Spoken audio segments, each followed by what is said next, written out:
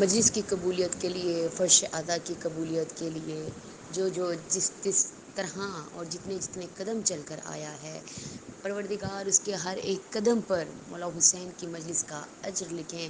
اور میرے پروردگار اس مجلس کو، اس فرش ادا کو اپنے بارگاہ الہی میں قبول و منظور فرمائے۔ ہر ایک کی دعاؤں کی قبولیت کے لیے سب مل کے دعائے امام زمانہ پڑھ لیتے ہیں۔ بسم اللہ الرحمن الرحیم، اللہم کل ولیک الحجۃ ابن الحسن صلواتک علیہ وعلی آبائہ فی ہذہ الساعۃ وفی کل ساعۃ ولیا وحافظا وقائدا وناصرا ودلیلا وعینا حتی تسکنہ ارضک طوعا وتمتعہ فیہا طویلا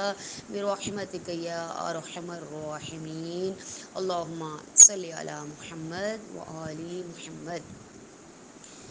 اعوذ باللہ من الشیطان الرجیم، بسم اللہ الرحمن الرحیم، الحمد للہ الذی نور قلوبنا بشعاع انوار المحبۃ العلویہ وجعلنا من المتمسکین بولایۃ المرتضوی الذي فرض الله مودته على العربية والعجمية۔ الصلاة والسلام على مبلغ رسالات الإلهية سیدنا و نبینا و حبیب قلوبنا و طبیب نفوسنا و شفیع ذنوبنا ابی القاسم المصطفى محمد، اللہم صلی علی محمد و آل محمد و عجل فرجهم۔ انما يريد الله ليذهب عنكم الرجس اهل البيت ويطهركم تطهيرا، اللهم صل على محمد وآل محمد عجل فرجهم۔ جو جانا چاہتا ہے کہ مولا حسین علیہ السلام کی شفاعت نصیب ہو، جب قبر میں جائیں مرنے سے پہلے ایک بار زیارت کربلا کریں۔ اے میرے پروردگار، ہمیں مولا حسین کے حرم کی زیارت نصیب فرما، اور جب ہم حرم میں پہنچیں تو مولا حسین علیہ السلام خود ہمارا استقبال کرنے کے لیے آئیں اور ہمیں مولا حسین کی زیارت نصیب ہو۔ تو جو چاہتا ہے کہ مولا حسین کی شفاعت نصیب ہو، تو سب مل کے مولا حسین کو سلام پیش کرتے ہیں۔ السلام علی الحسین وعلی علی ابن الحسین وعلی اولاد الحسین وعلی اصحاب الحسین، اللہم صلی علی محمد وآل محمد۔ تمام تعریفیں اس خداوند متعال کے لیے کہ جس کی حمد و ثنا کرنا ہماری زبان میں طاقت نہیں کہ ہم اس زبان سے خدا کی حمد و ثنا کریں، کیونکہ یہ جو الفاظ ہیں، یہ جو بولنا ہے، یہ بھی خدا کی طرف سے عطا کرتا ہے۔ اس لیے خداوند متعال کی حمد و ثنا ایک ایسی شخصیت کی زبان سے کرنا چاہوں گی، یہ جو فاتح خیبر ہیں، جو ساقی کوثر ہیں، جو شافع محشر ہیں، کہ جب وہ اس دنیا میں تشریف لے کر آئے تو کعبے کو اس کا گوہر ملا، اللہ کو اس کا ولی ملا، رسول کو ان کا وصی ملا، زہرا کو ان کا شوہر ملا، حسنین کو ان کا بابا ملا، قرآن کو قرآن ناطق ملا، ہم شیعوں کو ہمارا امام ملا۔ میرے مولا نہج البلاغہ میں خداوند متعال کی حمد و ثنا کچھ اس طرح سے بیان کرتے ہیں۔ میرے مولا فرماتے ہیں، میرا رب اکبر اتنا بلند ہے کہ جس سے بلند کوئی بھی نہیں، وہ ایسا اول ہے کہ جس کے بعد کوئی اول نہ ہوگا، وہ ایسا آخر ہے کہ جس کے بعد کوئی آخر نہ ہوگا، وہ اتنا قریب ہے انسان کے کہ انسان کی شہرت سے بھی زیادہ قریب ہے. نہ وہ اسم ہے نہ وہ جسم ہے، نہ وہ زمان ہے نہ وہ مکان ہے، نہ وہ خالی ہے نہ وہ پر ہے، نہ وہ اوپر ہے نہ وہ نیچے ہے، نہ وہ دائیں ہیں نہ وہ بائیں ہیں، نہ وہ آگے ہے نہ وہ پیچھے ہے. لیکن پھر بھی کوئی ایسی جگہ نہیں جہاں میرا رب اکبر موجود نہ ہو. میرے مولا فرماتے ہیں کہ میں اس خدا کی حمد و ثنا ہی بیان نہیں کرتا، میں اس خدا کی عبادت ہی نہیں کرتا کہ جس کو میں نے اپنی آنکھوں سے نہ دیکھا ہو. عزیزان محترم، یہاں دیکھنے سے مراد کیا ہے؟ کہ خدا کی ذات ہر جگہ پر موجود ہے. کوئی ایسی جگہ نہیں کائنات میں کہ خدا کی ذات وہاں موجود نہ ہو. اور میرے مولا کائنات کو اس طرح سے دیکھ رہے ہیں کہ ہر جگہ پر خدا کی ذات میرے مولا کو نظر آ رہی ہے. عزیزان محترم، خدا کا شکر ادا کرتے ہیں کہ خدا نے فرش اعضا جیسی نعمت سے نوازا ہے. خدا نے ان پنجتن پاک جیسی نعمت سے نوازا ہے کہ جو بہت بڑی نعمت ہے. یہ 14 معصومین بہت بڑی نعمت ہیں. کہ کیا مرتبہ ہے ایک فرش اعضا پر بیٹھنے والے کا کہ جب وہ اس زمین پر بیٹھ جاتا ہے، اس فرش اعضا پر بیٹھ جاتا ہے، تو خود ملائکہ اس مجلس میں موجود ہوتے ہیں، خود تمام فرشتے اس مجلس میں موجود ہوتے ہیں، خود پنجتن پاک موجود ہوتے ہیں، خود 14 معصومین موجود ہوتے ہیں. اور جہاں پر یہ تمام ہستیاں موجود ہوتی ہیں تو خدا کی ذات فرماتی ہے کہ میں بھی وہی موجود ہوتا ہوں. کہ کیا کہتا ہے شاعر کہ کردار کی طاقت سے زمانے کو ہلا دو، کردار کی طاقت سے زمانے کو ہلا دو، تم فاطمہ زہرا کی دعاؤں کا صلہ ہو. تم حضرت عباس کے پرچم کی بقا ہو،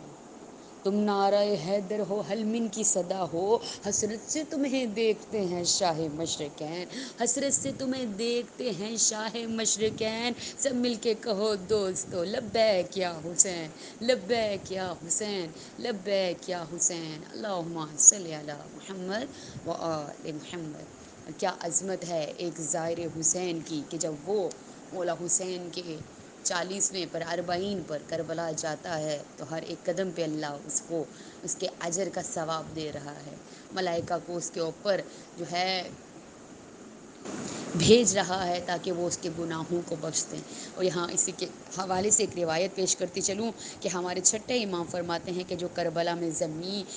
کی زمین پر زائر ہوتا ہے، جو زائر جا رہا ہوتا ہے مولا حسین سے ملنے کے لیے مولا حسین کے حرم میں، اور جب وہ مشی کر رہا ہوتا ہے اس کے ہر ایک قدم پر جب اس کو پسینہ آ رہا ہوتا ہے تو گرمی کی وجہ سے جب وہ تھک جاتا ہے، تھکاوٹ کی وجہ سے، تو اس کے پسینے کے ہر ایک قطرے سے اللہ تعالیٰ اتنے ملائکہ کو 70,000 ملائکہ کو پیدا فرماتا ہے جو زائر کے لیے تسبیح اور استغفار کرتے ہیں. اور خود اس شخص کے لیے پیغمبر اکرم فرماتے ہیں کہ اے میرے مظلوم فرزند کی زیارت کرنے والوں اور اس کے لیے مصائب کو برداشت کرنے والوں، اس کی زیارت کرنے والے میں محمد، میں جنت میں اپنے پڑوسی ہونے کی ضمانت دیتا ہوں. ایک زائر کے لیے رسول اللہ کیا فرما رہے ہیں کہ میں تمہارے ساتھ جنت میں پڑوسی ہوں گا. اور پھر امیر المومنین یہ جملہ فرماتے ہیں کہ اے میرے مظلوم بیٹوں کے زوارو، میں علی تمہارے تمام ضروریات جو خواہ دنیا کی ہوں یا آخرت کی ہوں پوری ہونے کی ضمانت دیتا ہوں. اور جیسے ہی یہ زائر عزیزان محترم سے روزے کے اندر قدم رکھتا ہے تو ملائکہ اسے گھیر لیتے ہیں. اور جیسے ہی یہ قبر مطہر کے پاس پہنچتا ہے تو امام حسین اس کی طرف متوجہ ہوتے ہیں. اور کیا ہی بات ہے اس زائر کی، اور کیا ہی عظمت ہے اور کیا ہی فضیلت ہے کہ خود مولا حسین اس کی طرف متوجہ ہوں،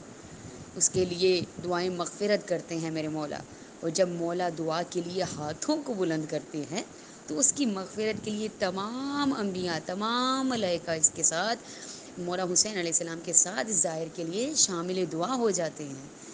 اور جب یہ زائر اپنے وطن جانے کے لیے پلٹتا ہے تو حضرت جبرائیل، حضرت اسرافیل، حضرت میکائیل علیہ السلام تمام انبیاء کے ساتھ الوداع کہنے کے لیے آتے ہیں، اس کو مبارکباد دیتے ہیں اور فرماتے ہیں کہ تمہارے تمام گناہ بخش دیے گئے ہیں اور جاؤ اب تم کبھی آتش جہنم نہ دیکھو گے. اور باقاعدہ عزیزان محترم ہاتف غیبی کی باقاعدہ اس موقع پر آواز آ رہی ہوتی ہے کہ اے خوش نصیب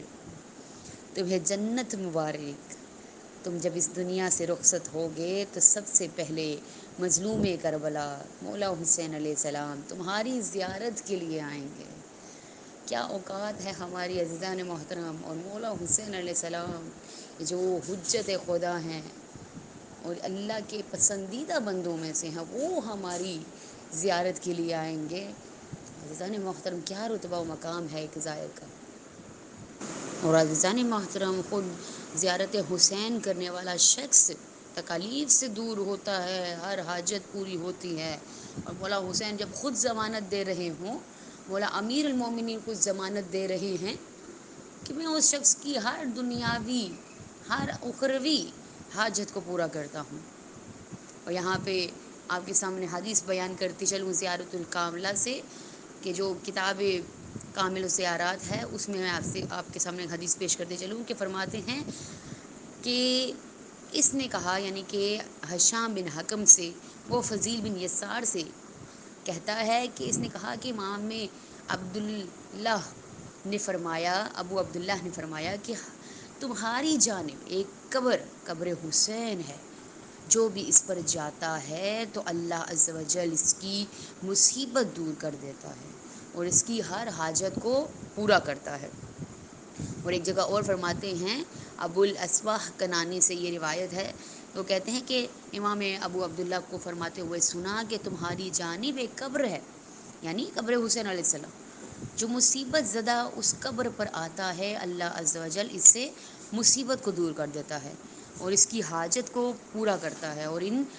یعنی کہ مولا حسین علیہ السلام کی قبر کے پاس 4000 فرشتے اس دن سے مقرر ہیں جس دن سے آپ شہید ہوئے ہیں۔ وہ فرشتے غبار آلودہ اور پراگندہ حال میں قیامت تک حسین علیہ السلام کو روتے رہیں گے۔ جو شخص ان کی زیارت کو جائے گا تو وہ فرشتے اس کو محفوظ جگہ تک الوداع کریں گے، اور جو کوئی بیمار ہو جائے گا تو اس کی تیمارداری کریں گے، اور جو کوئی فوت ہو جائے گا اس کے جنازے کے ساتھ جائیں گے۔ عزیزان محترم، کیا فضیلت ہے ایک زائر کی! کس قدر حیرت انگیز انسان ہے، حیرت میں ڈوب جاتا ہے کہ اتنا رتبہ و مقام۔ دیکھیے، عمر حج کا بھی اپنا ثواب ہے، اپنا مقام ہے، لیکن اللہ نے زیارت کربلا، زیارت مولا حسین میں جو ثواب، جو اجر رکھا ہے، وہ آپ کو عمرے اور حج میں بھی نہیں ملے گا کہ اللہ ایک ایک قدم پر 70 حج کا ثواب عطا کر رہا ہے۔ اور حدیث ہے کہ امام عبداللہ ہی سے کہ فرماتے ہیں کہ میں نے آپ علیہ السلام کو فرماتے سنا کہ حسین کا قتل ایک بہت بڑی مصیبت ہے، اور یہ اللہ عز و جل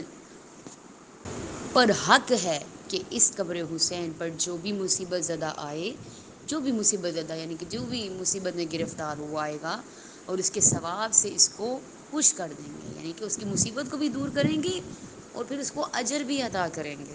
اور ایک اور جگہ روایت ملتی ہے کہ امام عبداللہ ہی سے روایت ہے کہ آپ نے فرمایا کہ عز و جل نے ہماری ولایت مختلف شہروں پر پیش کی تو اہل کوفہ کے علاوہ کسی نے بھی قبول نہ کیا، اور اس کی جانب ایک قبر ہے جو مصیبت زدہ بھی اس کی طرف جائے، یعنی مولا حسین کی قبر، اور 4 رکعت نماز اس کے پاس پڑھے تو اللہ عز و جل اسے خوش و خرم واپس بھیجتا ہے اور اس کی ہر حاجت کو پورا کرتا ہے۔ دیکھیے، ایک زائر کا کیا اجر ہے، وہ کس اجر کا ثواب پا رہا ہے، کیا اس کا اتنا بڑا مقام ہے کہ وہ ہر ایک سے الگ نظر آتا ہے۔ اور ایک جو اور جگہ روایت ہے کہ امام جعفر صادق علیہ السلام سے روایت ہے، فرماتے ہیں کہ آپ نے فرمایا کہ حسین علیہ السلام صاحب کربلا مظلوم، مکروب، پیاسے اور ظلم و جور سے قتل کیے گئے، اور اللہ عز و جل پر حق ہے جو بھی لاچار، مصیبت زدہ، گناہ گار، مغموم، پیاسا، آفس زدہ ان کے پاس آئے اور وہاں دعا کرے، پھر حسین علیہ السلام کی زیارت کے وسیلے اللہ کے سامنے پیش کرے تو اللہ عز و جل اس کی مصیبت کو دور کرے گا، اور جو بھی اس نے مانگا اسے عطا کرے گا، اس کے گناہ معاف کر دے گا، اور اس کی عمر میں برکت ڈالے گا، اور اس کے رزق میں فراوانی پیدا کرے گا۔ لہٰذا ایک صاحبان عقل عبرت حاصل کرو، نہیں اگر جو چاہتا ہے کہ مصیبت کو دور کروانا ہے، اولاد حاصل کرنی ہے، دنیا چاہتے ہیں، آخرت چاہتے ہیں، اس در پہ آ جائیں۔ یہ در حسین ہے جو کسی کو خالی ہاتھ نہیں بھیجتا۔ یہ میرے مولا حسین علیہ السلام کا در ہے کہ جہاں راہب جیسے بھی آ جائیں تو 7 بیٹے عطا کر دیتے ہیں۔ کسی بھی مذہب سے تعلق رکھنے والا شخص آ جائے اس در پہ تو آپ دیکھتے ہیں کربلا میں کہ بہت سے مسلک کے لوگ جو ہے مولا حسین علیہ السلام کو عرصہ دینے آتے ہیں۔ مولا ہر ایک شخص کی جس بھی مذہب سے تعلق رکھتا ہو سنتے ہیں، عطا کرتے ہیں، کیونکہ یہ عطا والا در ہے، یہ بخشش کا در ہے جو ہر چیز عطا کرتا ہے۔ مولا حسین علیہ السلام واقعاً ایک ایسی شخصیت ہیں کہ کبھی کسی انسان کو خالی ہاتھ نہیں لوٹاتے، اور ہم مولا سے دعا کرتے ہیں کہ مولا ہماری بھی مشکلات کو آسان فرمائے، مولا جو جو پریشان حال ہیں ان کی پریشانیوں کو دور فرمائیں، جو بیمار ہیں سید سجاد کا صدقہ انہیں ان کی بیماری سے دور فرمائے، جو اولاد کے متمنی ہیں میرے پروردگار انہیں اولاد عطا فرما۔ مولا حسین نے جس طرح اولاد عطا فرمائی، مولا حسین آپ لوگوں کو اولاد عطا فرمائیں۔ میرے مولا بہت رحیم و کریم ہے،